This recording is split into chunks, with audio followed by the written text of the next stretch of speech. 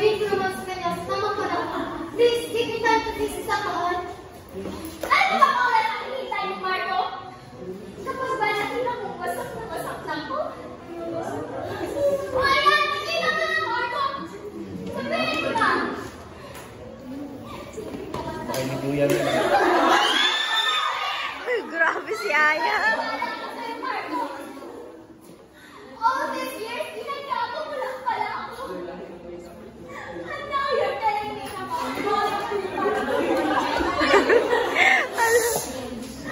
Kapatid ako papa! Please, you don't get it. Please, don't leave like this. Mom, Dad, where are you? Sophia, you don't need to do this. Go back to your room. No! Stay here. Ngayon, sasabihin mo sa anak ko kung ano palang ginawa mo sa pamilya natin. Huwag tumagpalakot namin, Marco. Hindi ka ka nag-aalilangan gawin yun eh. What is it, Dad? Sabihin mo na. Why are you rushing each other? Sophia. Okay, complicated. Your mother and I, we're having some issues. Issues? This isn't about issues, Dad. You betrayed Mom. Yan ang naririnig ko. Bakit mo yung ginawa, Dad? Hindi ba ba kami sapat ni Mom sa'yo? Ano na? At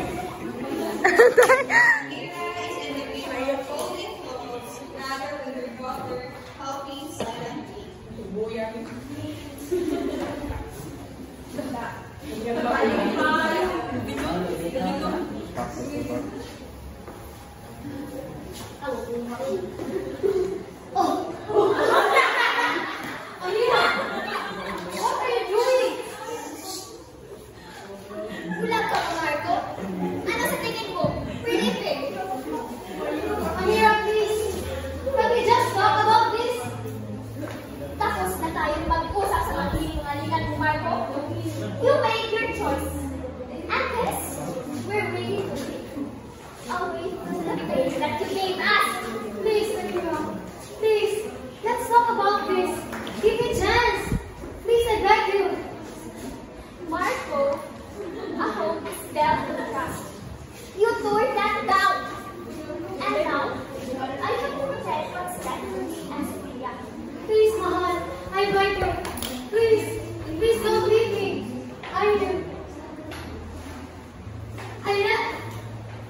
Hindi ko naman ginusto na magkakala ko sa'yo eh. Please, please don't leave me. Ang last before.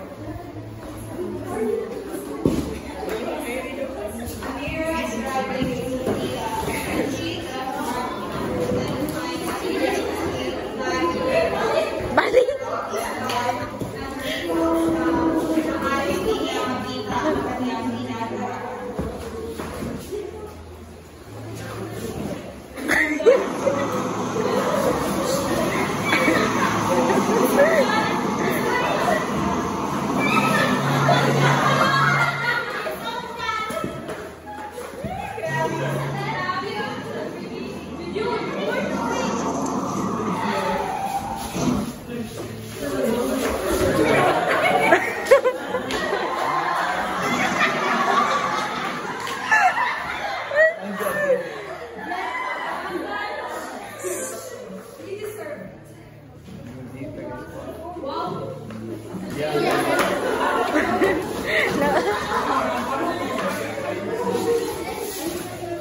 Gabi, ano bang tawag?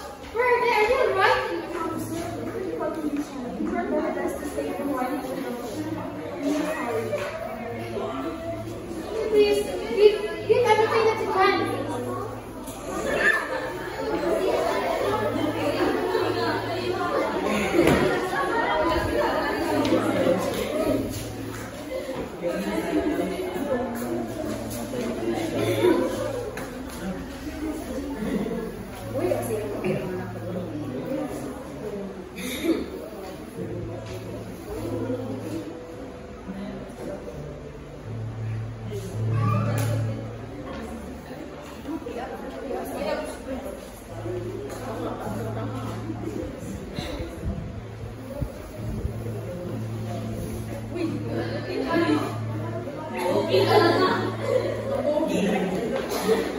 Ang pugi mo yan. Mr. Cruz, yes, though. Also, I want to your wife, Amira, she didn't survive. She sustained severe injuries. I'm so sorry. We did our best, but she didn't survive.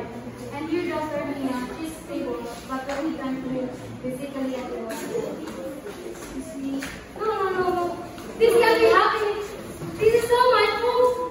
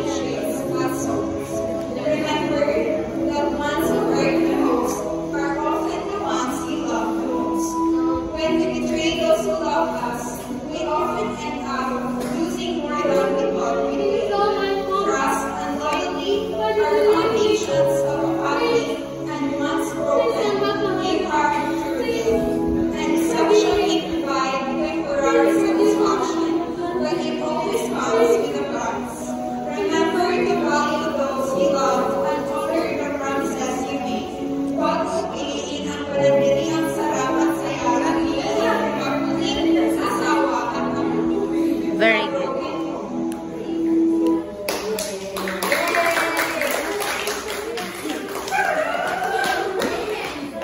Next.